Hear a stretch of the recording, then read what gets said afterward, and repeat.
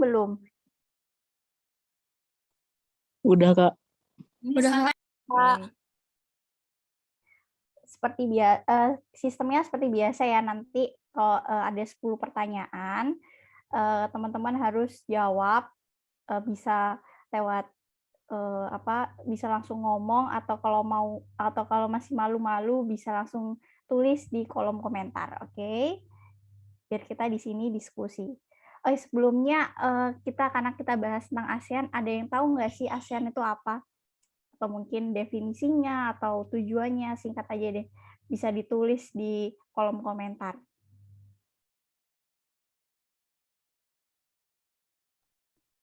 Ayo yang tahu apa sih ASEAN itu?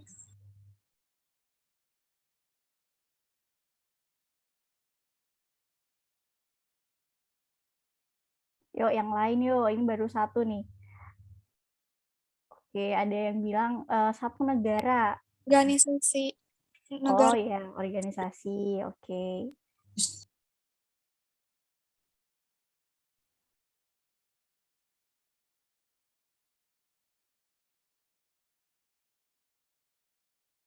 Yap, benar. Jadi ASEAN itu salah satu organisasi negara-negara yang ada 10 negara di kawasan Asia Tenggara. Jadi di benua Asia tuh kan dipecah-pecah ya. Ada benua, jadi ada Asia Tenggara, Asia Timur gitu. Nah, di kawasan Asia Tenggara ini ada organisasi yang anggotanya itu ada 10 negara-negara yang berada di kawasan Asia Tenggara gitu. Dan lingkupnya itu nggak hanya satu bidang, tapi dalam banyak bidang. Ada bidang politik, ada bidang pendidikan, ekonomi, dan macam-macam gitu. Jadi intinya ASEAN itu organisasi dari perkumpulan negara-negara di Asia Tenggara gitu. Oke ya, itu permulaan nih. Sekarang kita masuk di pertanyaan pertama. Oke. Negara yang tidak termasuk dalam kawasan ASEAN yaitu A. ada Vietnam, B. Laos, C. Jepang. Jepang, Kak. Masih gampang nih. Jadi jawabannya yang benar itu yang Jepang. Oke, benar ya. Jadi seperti yang aku bilang sebelumnya, jadi ASEAN itu suatu organisasi yang beranggotakan negara-negara di kawasan Asia Tenggara. Di sini ada 10 negara, termasuk negara kita, Indonesia, lalu ada Malaysia, Singapura, Filipina, Thailand, Brunei Darussalam, Kamboja, Vietnam, Myanmar, sama Laos. Nah, letak astronomis ASEAN itu ada di 28 derajat lintang utara sampai 11 derajat lintang selatan, dan 93 derajat bujur timur sampai 141 derajat bujur timur. Ini letak astronomis negara-negara di ASEAN. Ini keseluruhannya. Lalu secara geografis, ASEAN itu berada di antara dua benua, yaitu benua Asia dan Australia, sama berada di antara dua samudra, yaitu Samudra Hindia dan Pasifik. Dan negara ASEAN itu wilayah lautnya tuh sekitar 5.060.100 km persegi. Besar banget ya. Dan luas daratannya tuh kurang lebih 4.817.000 km persegi. Nah, untuk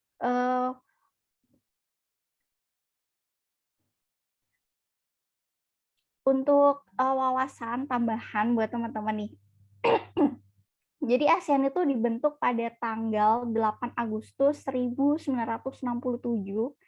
tepatnya di Bangkok, Thailand. Bangkok itu ibu kota Thailand, oleh 5 negara. Jadi ASEAN ini diprakarsai oleh 5 negara, yaitu Indonesia, Malaysia, Filipina, Singapura, dan Thailand. Dibentuknya ASEAN ini ditandai dengan penandatanganan Deklarasi Bangkok atau Deklarasi ASEAN. Nah, seperti yang aku bilang tadi, kan diprakarsai oleh 5 negara. 5 negara itu ada perwakilannya gitu. Nah, Indonesia diwakili oleh Adam Malik selaku Menteri Luar Negeri Indonesia pada saat itu. Lalu Malaysia diwakili oleh Abdul Razak selaku Wakil Perdana Menteri sekaligus Menteri Pertahanan dan Menteri Pembangunan Nasional Malaysia.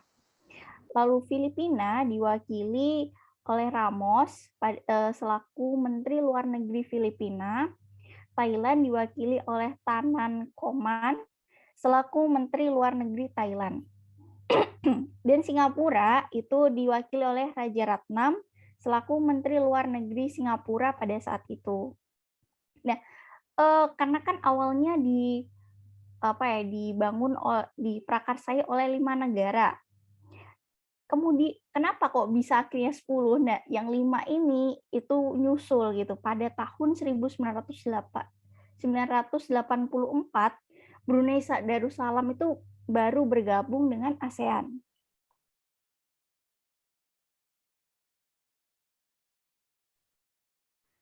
Lalu dilanjutkan dengan Vietnam itu pada tahun 1995, Laos pada tahun 1997, dan di tahun yang sama itu Myanmar juga bergabung di ASEAN. Lalu yang terakhir itu negara Kamboja itu bergabung pada tahun 1999. Jadi Kamboja itu negara terakhir yang bergabung dengan ASEAN.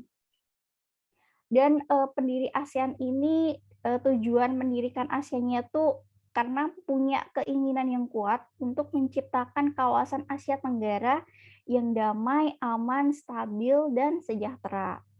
Selain itu juga dengan adanya ASEAN ini seenggaknya itu diharapkan mampu memperlancar kerjasama antara negara-negara di kawasan Asia Tenggara itu. Nah, balik lagi tadi kan aku bilang kalau dibentuknya ASEAN itu ditandai dengan penandatanganan deklarasi Bangkok. Nah, isi dari deklarasi Bangkok itu ada 5 poin. Yang pertama itu mempercepat pertumbuhan ekonomi, kemajuan sosial, dan perkembangan kebudayaan di kawasan Asia Tenggara. 2, meningkatkan perdamaian dan stabilitas regional. 3, meningkatkan kerjasama dan saling membantu untuk kepentingan bersama, baik di bidang ekonomi, sosial, teknik, ilmu pengetahuan, dan administrasi. Terus yang keempat, itu memelihara kerjasama yang erat di tengah-tengah organisasi regional dan internasional. Dan yang terakhir, itu meningkatkan kerjasama untuk memajukan pendidikan, latihan, dan penelitian di kawasan Asia Tenggara. Jadi seperti yang aku bilang tadi, tujuan dari dibentuknya ASEAN itu selain untuk menciptakan kawasan Asia Tenggara itu lebih damai, aman, stabil, dan sejahtera, tapi juga agar kerjasama antara negara-negara di kawasan Asia Tenggara itu lebih lancar, lebih gampang, lebih enak gitu. Oke, itu wawasan dikit tentang ASEAN ya. Timur termasuk ASEAN nggak? Enggak, karena kan waktu itu Timur itu kan bagian dari Indonesia, cuman meminta untuk untuk melepaskan diri. Jadi akhirnya dia nggak termasuk dalam ASEAN gitu. Dan sejauh ini dia nggak bergabung dengan ASEAN. Jadi cuman ada 10 negara doang yang bergabung di ASEAN gitu ya penjelasannya. Oke, makasih Kak. Oke. Sekarang pertanyaan yang kedua. Manila merupakan ibu kota negara. Yo, apa nih? Filipina. Filipina. Oke. Yang jawab di kolom komentar dong. Ini kok sepi nih kolom komentarnya nih.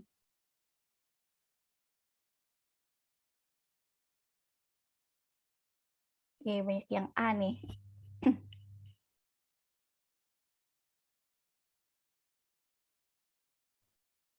Oke, sekarang kita bahas ya biar cepat. Ya, jadi jawabannya yang benar Filipina. Oke, benar semua nih.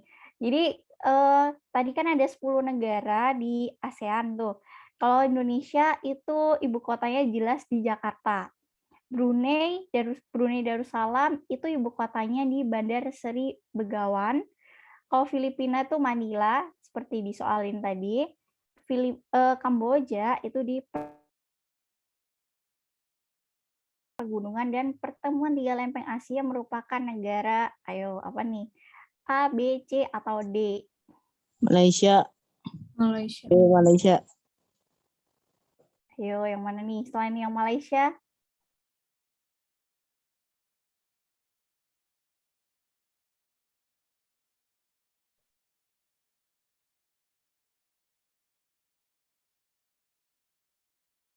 Oh, banyak yang Malaysia nih. Apakah Malaysia benar?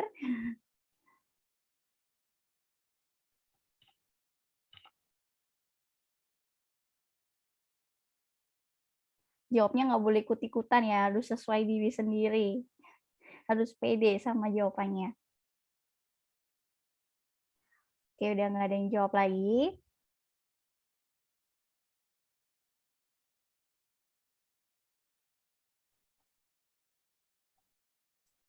Oke, ada yang terakhir ya, ada yang jawab D nih. Oke, sekarang kita bahas ya. Indonesia. Oke, Indonesia. Nih, jawabannya adalah yang benar Indonesia. Oke, negara kita sendiri nih. Kok pada nggak tahu nih? Oke, sekarang kita akan bahas sedikit tentang negara kita, Indonesia. Jadi, Indonesia itu terletak di antara 95 derajat bujur timur sampai 141 derajat bujur timur. Dan di antara 6 derajat lintang utara sampai 11 derajat lintang selatan. Nah, Indonesia ini kan ini spesial banget nih. Negara kita itu berada di persilangan dua benua dan dua samudra, yaitu benua Asia dan Australia dan Samudra Hindia sama Samudra Pasifik. Kondisi ini itu karena Indonesia berada di kawasan Asia Tenggara. Nah, yang spesialnya lagi dari Indonesia, negara kita itu berada pada pertemuan dua deretan pegunungan dan pertemuan tiga lempeng Asia. Dua deretan pegunungan itu yaitu Sirkum Pasifik dan Sirkum Mediterania.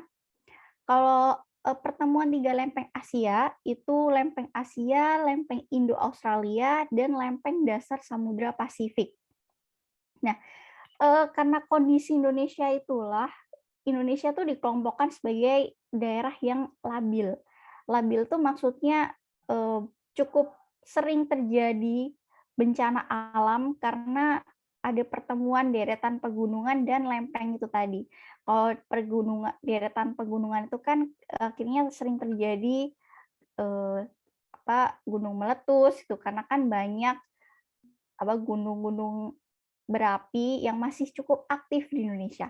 Nah, kalau ada pertemuan tiga lempeng Asia itu efeknya ke seringnya terjadi gempa tektonik, gitu. Akhirnya bisa juga merembet ke tsunami. Dan ini fakta yang mungkin kita nggak tahu juga. Jadi Kepulauan Maluku itu merupakan daerah yang paling labil karena berada pada pertemuan dua sirkum Pasifik dan sirkum Mediterania tadi gitu. Jadi sekarang yang kita kan tinggal di Indonesia nih, masa nggak tahu kondisi geologis dari Indonesia. Jadi yang benar itu yang Indonesia. Kecuali pertanyaannya ini berada di benua Asia, Australia, dan Samudra Pasifik, Samudra Hindia, itu jawabannya ya negara-negara yang ada di ASEAN gitu. Tapi kalau pertanyaan seperti nomor 3 ini yang paling tepat adalah negara kita di Indonesia.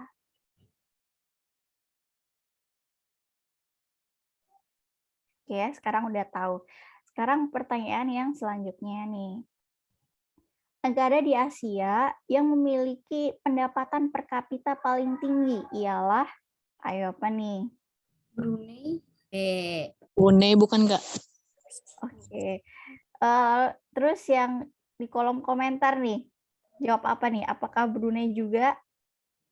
Singapura.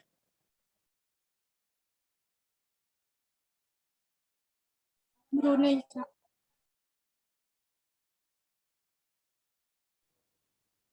Singapura.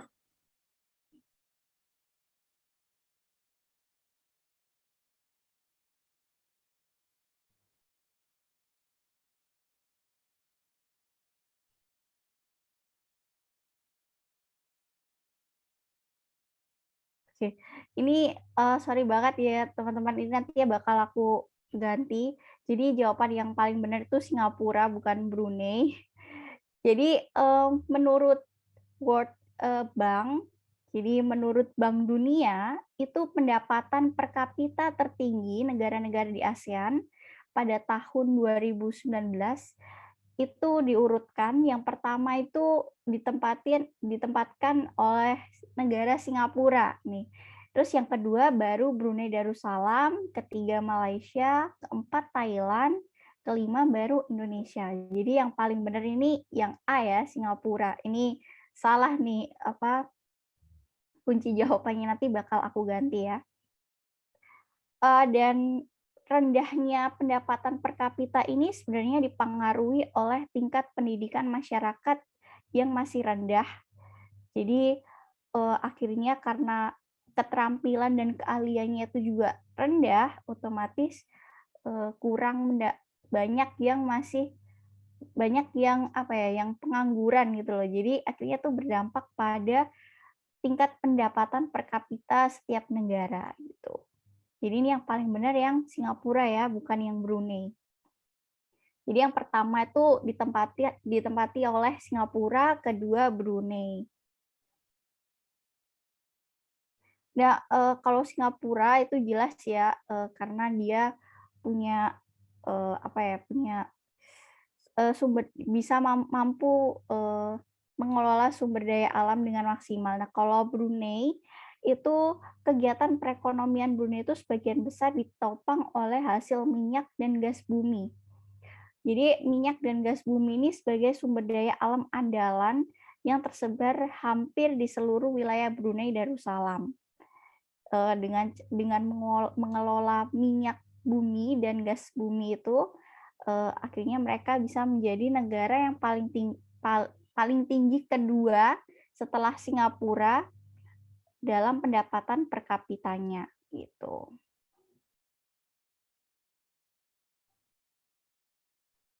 Oke, selanjutnya ya. Terbentuknya kerjasama di antara negara-negara di kawasan ASEAN didorong oleh beberapa faktor, di antaranya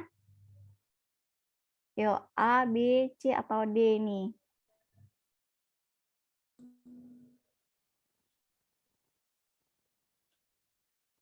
Yang A.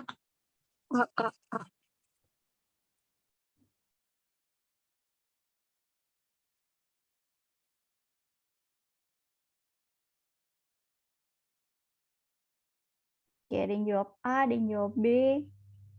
Apa ada yang selain itu?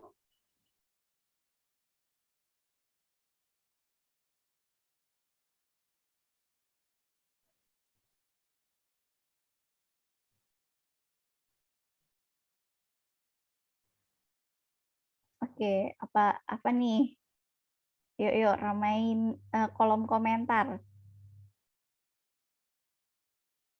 Oke, kelihatan nih. Jadi yang benar itu yang B. Nah, nih yang selain B nih. Gimana nih? Oke, jadi sekarang kita akan bahas tentang faktor pendorong dan faktor penghambat dari terbentuknya kerjasama negara-negara di kawasan ASEAN. Nah, ini ada dua faktor pendorong dan faktor penghambat. Faktor pendorong ini ada dua, kesamaan dan perbedaan sumber daya alam, sama ada kesamaan dan perbedaan wilayah atau kondisi geografis. Lalu untuk faktor penghambat itu ada 4, ada perbedaan ideologi, jadi bukan kesamaan ideologi ya, karena setiap negara, bahkan negara yang di satu kawasan ASEAN pun itu memiliki ideologi yang berbeda-beda. Jadi jelas nggak ada yang namanya kesamaan ideologi ya. Jadi yang ada perbedaan ideologi, lalu faktor penghambat lainnya itu ada konflik dan peperangan, lalu kebijakan protektif, dan perbedaan kepentingan tiap-tiap negara. Sekarang kita akan bahas satu persatu nih. Jadi untuk faktor pendorong kesamaan dan perbedaan sumber daya alam. Nah, kalau kesamaan sendiri, kesamaan sumber daya alam antara beberapa negara dapat mendorong terbentuknya kerjasama antar negara. Contohnya itu beberapa negara penghasil minyak bumi itu membentuk kerjasama yang diberi nama itu OPEC. Mungkin udah cukup kenal ya dengan organisasi OPEC. Jadi organisasi OPEC ini kumpulan dari beberapa negara di ASEAN yang menghasilkan minyak bumi. Mereka melakukan kerjasama gitu, untuk bergabung. Lalu kalau perbedaan sumber daya alam itu kan setiap negara pasti punya sumber daya alam yang menonjol itu beda-beda kan. Kayak di Indonesia itu bisa mengekspor hasil pertanian ke Singapura gitu. Jadi saling mensupport.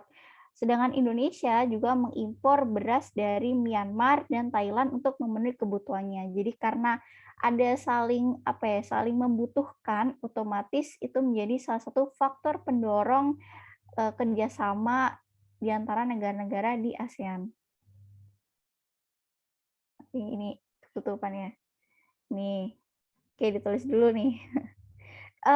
Buat kalau misal nanti ada yang ketinggalan, kalian bisa lihat di YouTube-nya Terjago Education, bisa juga langsung lihat di website Terjago Education ya, kayak yang di Telegram itu. Oke, kalau untuk faktor penghambat, ini yang faktor pendorongnya belum ya.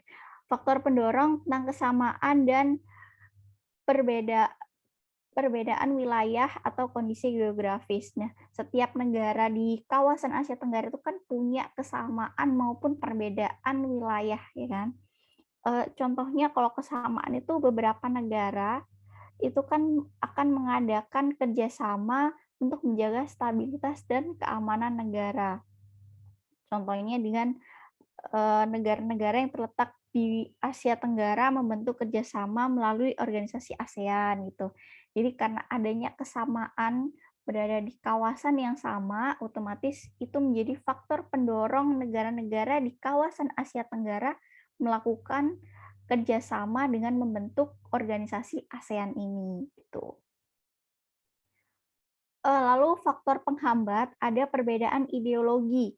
Nah, jelas ya, setiap negara itu memiliki perbedaan ideologi. Nggak ada yang ideologinya sama semua, nggak ada gitu.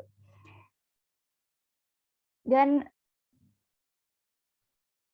tetapi dari perbedaan ideologi itu tetap tidak ada, hampir tidak ada negara di ASEAN itu yang menutup diri seperti Korea Utara ya, yang menutup diri dari kerjasama antar negara ASEAN gitu.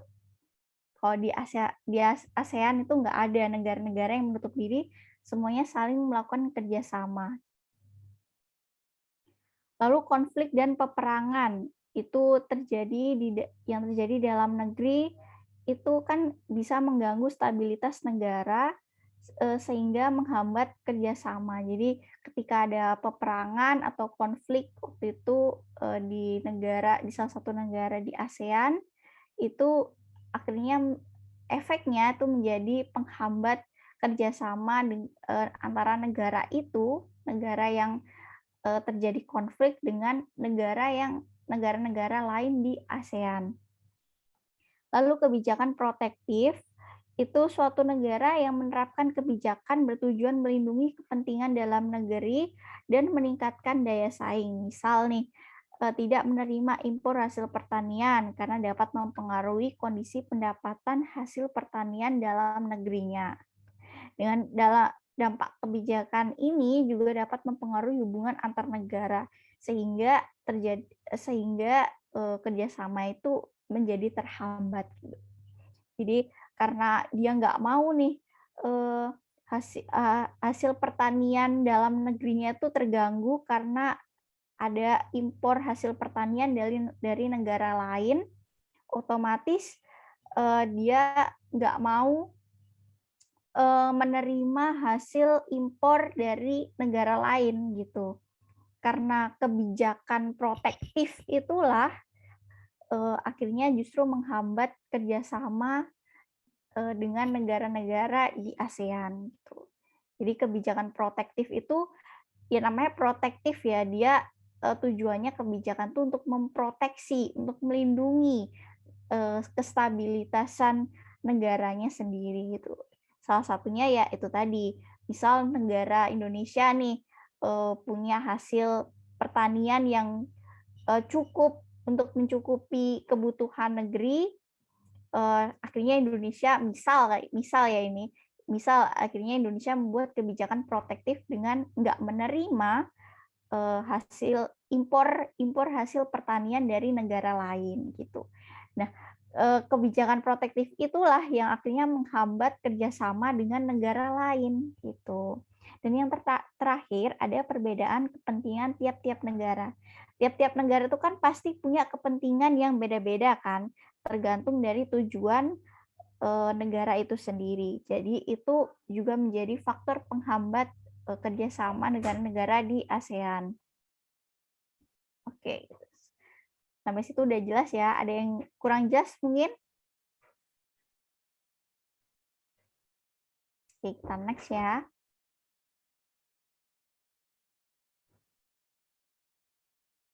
Oke, nomor 6 nih. Vietnam adalah salah satu negara anggota ASEAN yang pernah berkontribusi menjadi tuan rumah KTT ASEAN ke-6 pada tahun berapa nih? A, B, C, atau D?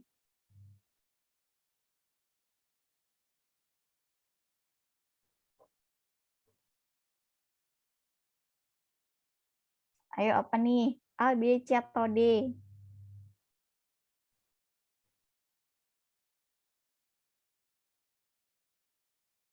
Yuk, ada yang selain jawab A? C. Oke, ada yang jawab C juga.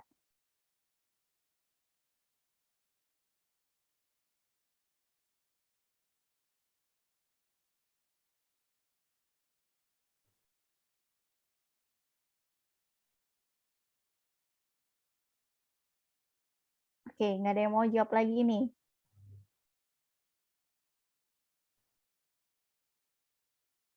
Oke, banyak yang jawab C sama B. Oke, ini akan jadi persaingan yang cukup sengit nih.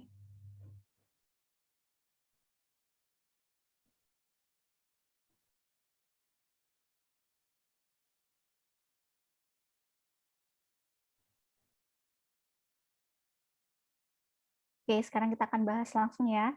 Jadi jawabannya yang benar itu adalah yang jeng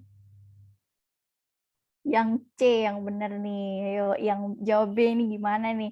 Oke, jadi Vietnam adalah salah satu negara anggota ASEAN yang pernah berkontribusi menjadi tuan rumah KTT ASEAN ke-6 pada tahun 1998. Jadi KTT ASEAN atau Konferensi Tingkat Tinggi ASEAN itu merupakan pertemuan puncak antara pemimpin-pemimpin negara atau presiden, pokoknya pemimpin-pemimpin negara anggota ASEAN dalam hubungannya terhadap pengembangan ekonomi dan budaya antar negara-negara Asia Tenggara. Jadi dalam konferensi tingkat tinggi, namanya juga konferensi ya, itu sama seperti kayak tempat untuk diskusi. Jadi tempat berkumpulnya pemimpin-pemimpin negara dari anggota ASEAN itu melakukan suatu diskusi dengan tujuan yang berbeda-beda. Jadi tergantung tujuan dari pertemuan itu. Dan Indonesia, negara kita sendiri itu juga pernah berperan penting dalam KTT ASEAN. Ayo, tahu nggak kenapa? Jadi Indonesia itu pernah menjadi tuan rumah penyelenggara KTT ASEAN pertama yang tepatnya tuh ada di Bali pada tanggal 23 sampai 24 Februari 1976.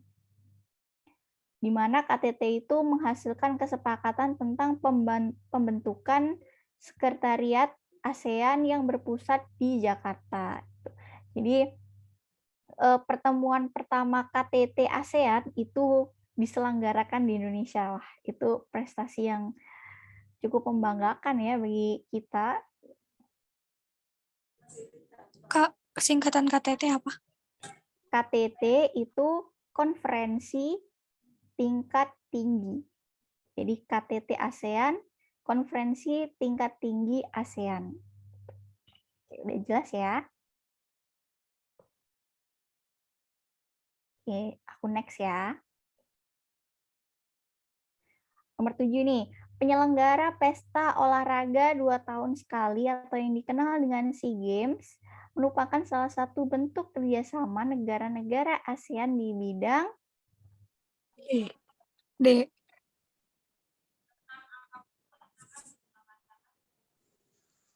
Keolahragaan, Kak. D. D, Kak. atau D nih. Bisa jadi A.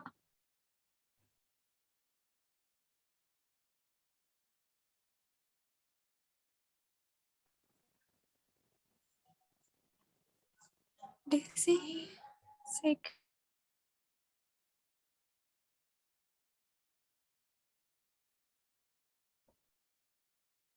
Oke, apa nih? Ada yang selain A dan D?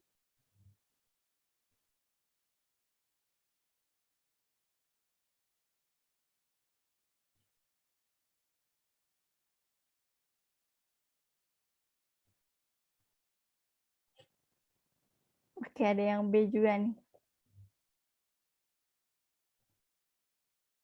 Apakah ada bidang keolahragaan itu?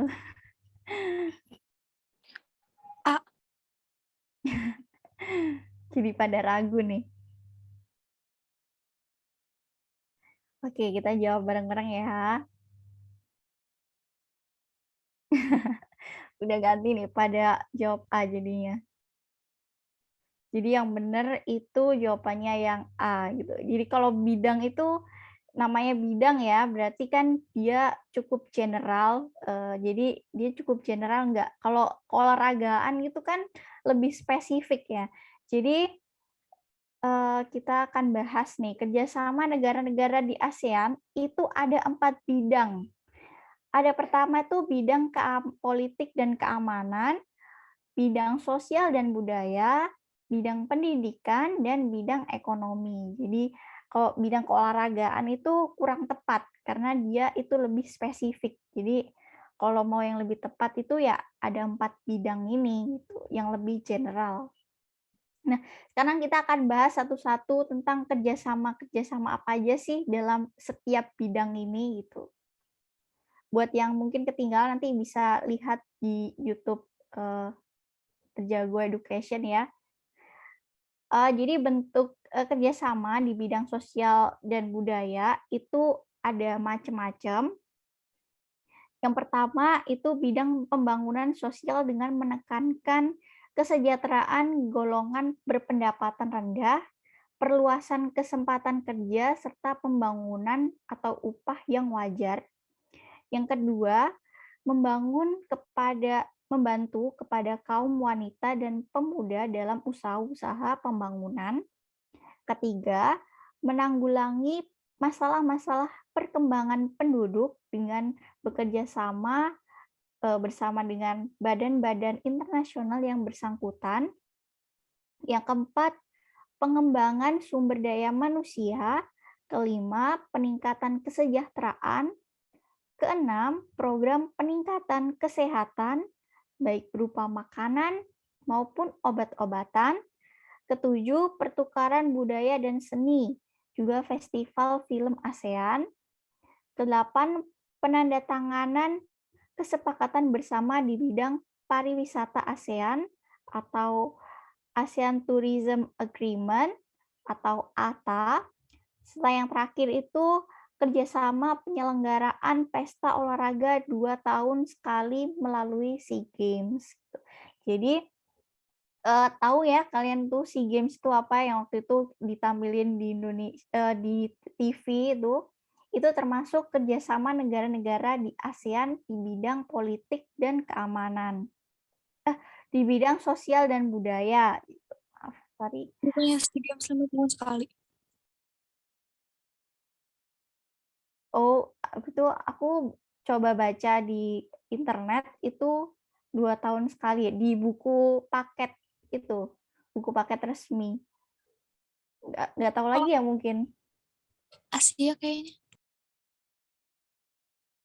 Oke, untuk kerjasama di bidang politik dan keamanan itu ada 6. Pertama itu ada Traktat Bantuan Hukum Timbal Balik di bidang pidana atau disingkat itu MLAT. Kedua ada Konvensi ASEAN tentang Pemberantasan Teroris atau ACCT. Ketiga ada Pertemuan Para Menteri Pertahanan yang bertujuan untuk mempromosikan perdamaian dan stabilitas kawasan melalui dialog serta kerjasama di bidang pertahanan dan keamanan. Keempat, ada penyelesaian sengketa Laut Cina Selatan. Kelima, kerjasama pemberantasan kejahatan lintas negara yang mencakup pemberantasan teroris, perdagangan obat terlarang atau narkoba, pencucian uang, penyelundupan, dan perdagangan senjata ringan. Yang terakhir itu kerjasama di bidang hukum, bidang migrasi, dan kelembagaan antar parlemen. Itu kerjasama negara-negara di ASEAN di bidang politik dan keamanan. Untuk yang pendidikan itu ada kerjasama ACT, itu nanti bakal kita bahas ya di pertanyaan selanjutnya. ACT ini tuh diprakarsai oleh negara kita, Indonesia sendiri, dan pertemuan pertamanya itu di Sanur, Denpasar, Bali, dan dihadiri oleh organisasi guru dari Indonesia, Brunei, Malaysia, Filipina, Singapura, Thailand, Vietnam, dan Korea Selatan. Terus kerjasama yang kedua, SIPFUN. Terus yang terakhir itu ada Olimpiade atau OSN yang biasanya rutin dilaksanakan oleh negara-negara di ASEAN. Terus yang terakhir itu ada ekonomi, nanti kita bakal bahas lebih lanjut lagi ya.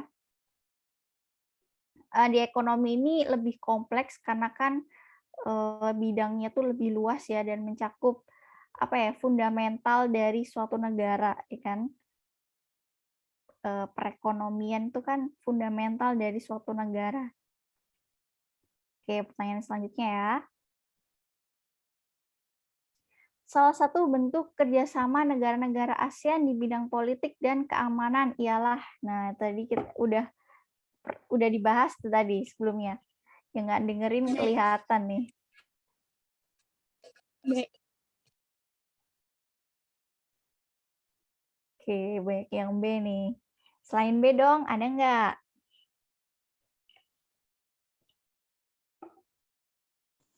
D, Alko aja, Kak. Oke, ada yang D nih. Kayaknya kelihatan pasrah nih jawabnya nih. Yuk di kolom komentar yuk. Masih sepi nih.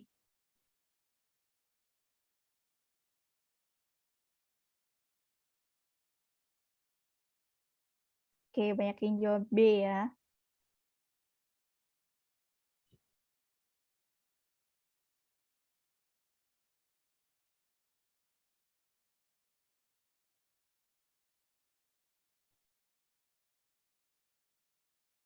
Oke, kita akan bahas ya. Jadi jawaban yang benar itu yang B. Ya, plus dong untuk teman-teman yang jawabnya benar nih. Benar semua nih kayaknya pada jawab B. Jadi salah satu bentuk kerjasama negara ASEAN di bidang politik dan keamanan itu ZOPFAN. Oke, kita akan bahas ZOPFAN itu apa sih. Nah, ZOPFAN itu merupakan salah satu bentuk kerjasama negara ASEAN di bidang politik dan keamanan. Deklarasi ZOPFAN ini ditandatangani oleh Menteri Luar Negeri negara-negara anggota ASEAN, yaitu Indonesia, Malaysia, Filipina, Singapura, dan Thailand pada tanggal 27 November 1971 di Kuala Lumpur, Malaysia. Dalam deklarasi ini, para pihak secara terbuka menyatakan niat mereka untuk menjaga Asia Tenggara yang pernyataannya tuh ini, bebas dari segala bentuk atau campur tangan oleh kekuatan luar dan memperluas bidang kerjasama. Jadi ini termasuk dalam bidang politik dan keamanan.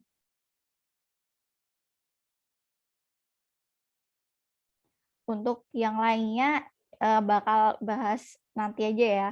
Untuk MEA, AFTA, AICO ini kita bahas nanti aja nih.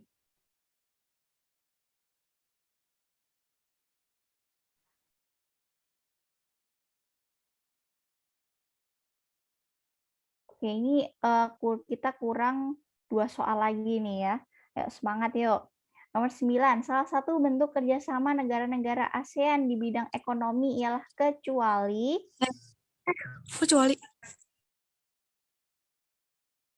nih. Apa nih? Yuk, A, B, C, atau D? Kata D, Kak. D. Iya, dan jawab D nih. Selain D ada nggak?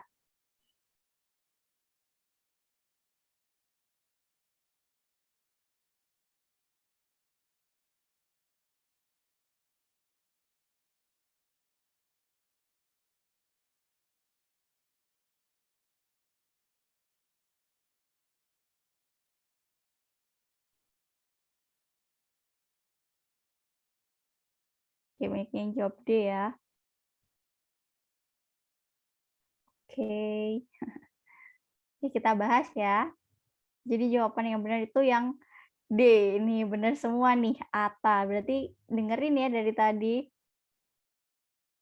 Oke, jadi ATA atau ASEAN Tourism Agreement itu salah satu bentuk kerjasama ASEAN, negara-negara anggota ASEAN di bidang sosial dan budaya, dengan cara menandatangani kesepakatan bersama di bidang pariwisata ASEAN. Tadi udah sempat aku jelasin ya sebelumnya. Dan kita bakal bahas tentang bidang ekonomi. Tadi kan belum ya. Nah, nih bidang ekonomi.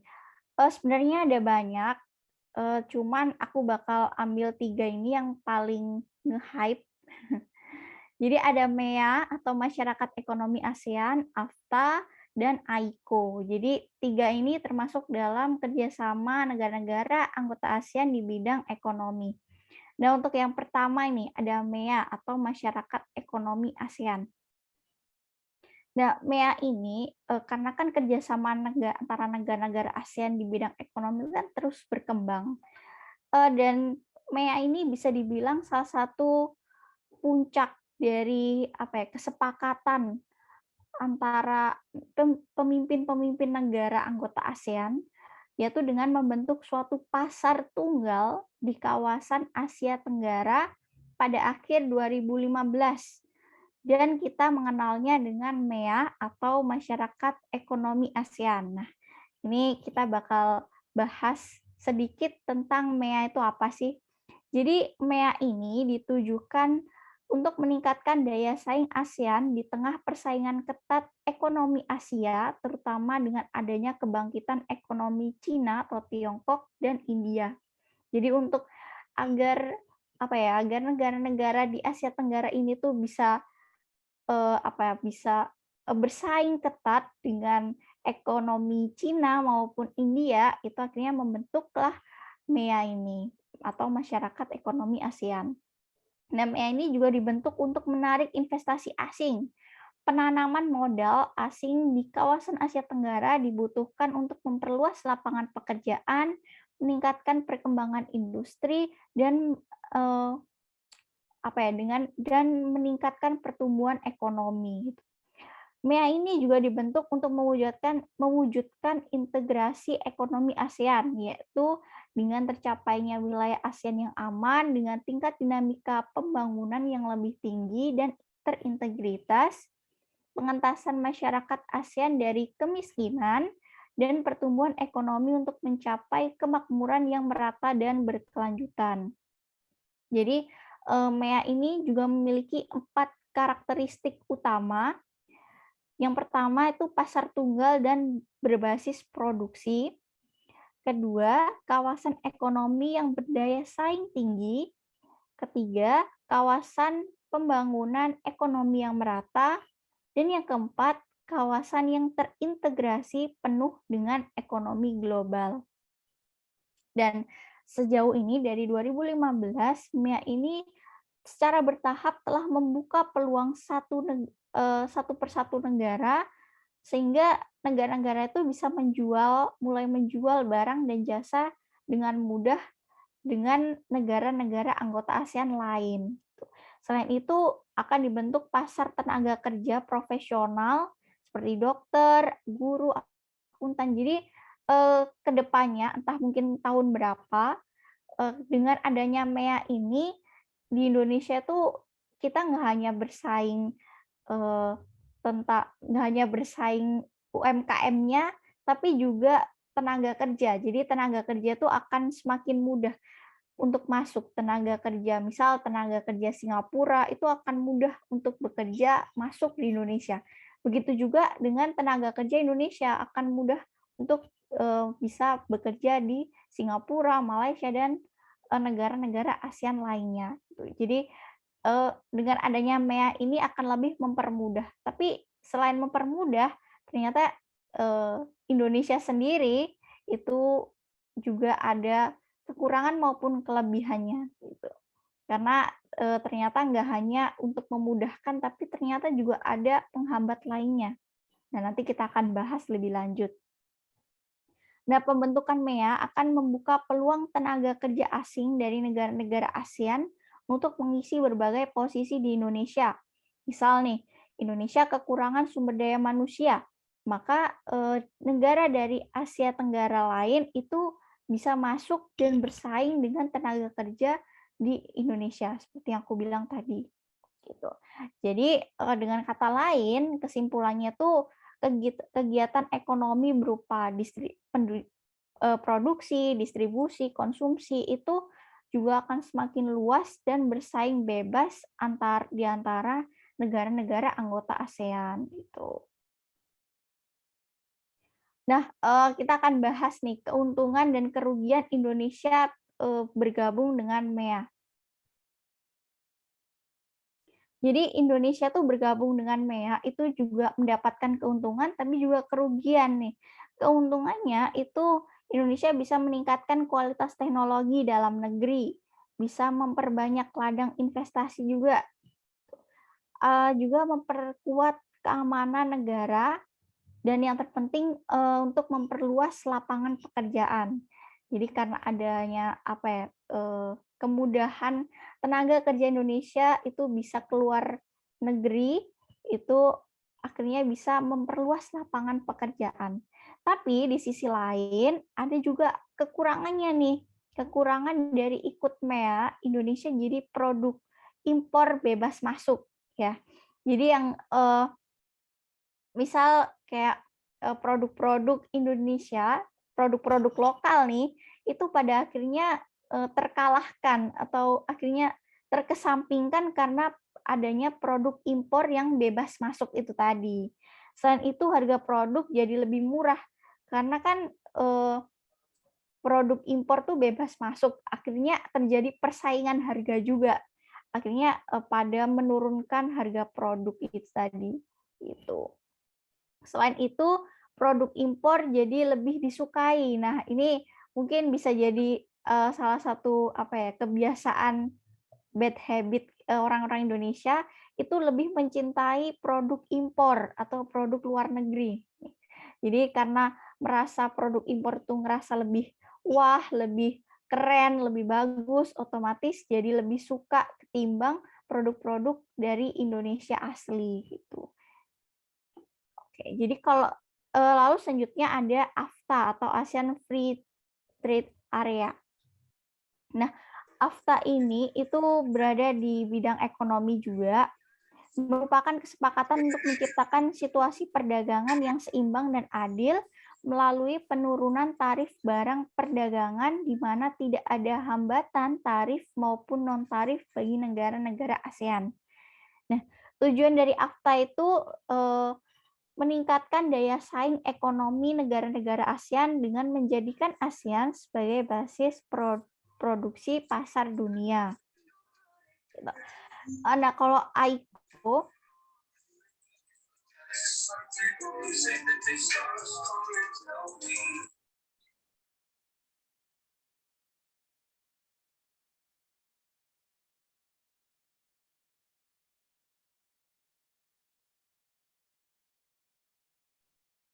Nah, kalau AICO atau ASEAN Industrial Cooperation ini merupakan program kerjasama industri antara negara-negara ASEAN dalam rangka mendorong kegiatan-kegiatan industri dari paling sedikit 2 perusahaan industri di 2 negara ASEAN yang berbeda.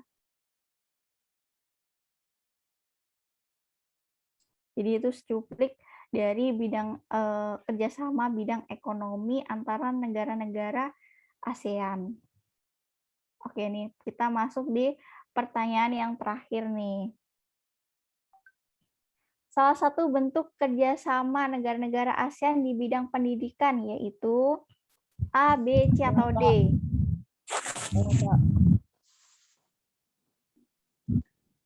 Apa nih? A. B. B. Nih, ada yang selain B nggak?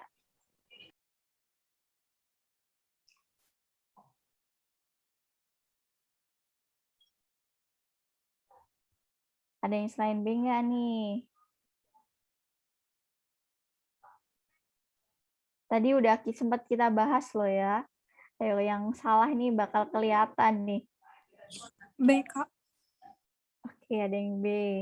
Ada yang A juga. Oke, ada yang jawab lagi?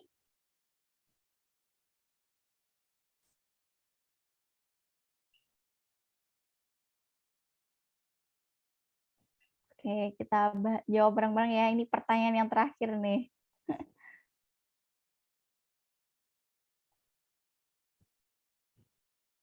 Oke, jawaban yang benar itu yang B nih. Plus dulu dong yang jawab B. Berarti kalian dengerin tadi pas aku bilangin nih, pas aku bacakan. Jadi salah satu bentuk kerjasama negara-negara ASEAN di bidang pendidikan itu yang B. Jadi yang selain B ini tuh bidang selain pendidikan ya. Jadi ASEAN ACT ini merupakan perkumpulan organisasi guru di kawasan Asia Tenggara atau ASEAN yang diprakarsai oleh Indonesia nih, yang aku sempat bilang tadi ya, bentuk-bentuk kerjasama di bidang pendidikan itu ada ACT, itu diprakarsai oleh negara kita nih di Indonesia pada tahun 1978 melalui organisasi guru PGRI pada masa kepemimpinan Ketua Umum PB PGRI Bapak Basyuni Suryamiharja. Pertemuan pertamanya ini, pertemuan ACT ini itu dilakukan di Sanur, Denpasar, Bali pada 8 Desember 2012 dan dihadiri oleh organisasi guru dari Indonesia, Brunei, Malaysia, Filipina, Singapura, Thailand, Vietnam, dan Korea Selatan. Oke. Jadi udah paham ya? Aku ulang lagi nih. Bentuk kerjasama di bidang pendidikan itu ada ACT ini, lalu ada penawaran beasiswa pendidikan, dan pemanfaatan beasiswa untuk belajar di berbagai universitas di negara-negara ASEAN. Oke. Pertukaran antar.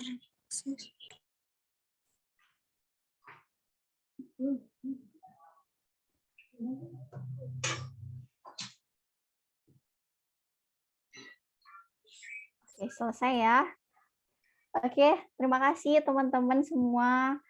Mohon maaf kalau mungkin ini kelamaan, mungkin itu ada yang sibuk mengerjakan tugas.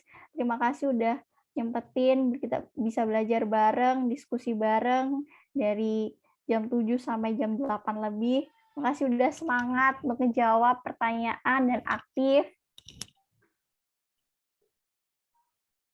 Seru nggak kira-kira? Apa itu mungkin kurang jelas gitu? Seru, Kak. Seru, Kak. Jadi udah tahu ya ASEAN itu seperti apa nih. Tadi kita udah bahas banyak banget mulai dari MEA, ASEAN, dan segala macam. Oke, makasih ya. Aku undur diri dulu. Pokoknya makasih banget buat teman-teman. Jangan lupa untuk terus ikutan pertemuan-pertemuan kita selanjutnya. See you semuanya. Makasih, Kak. Terima kasih, Kak. Bye-bye. Kasih, Kak. Kasih Kak.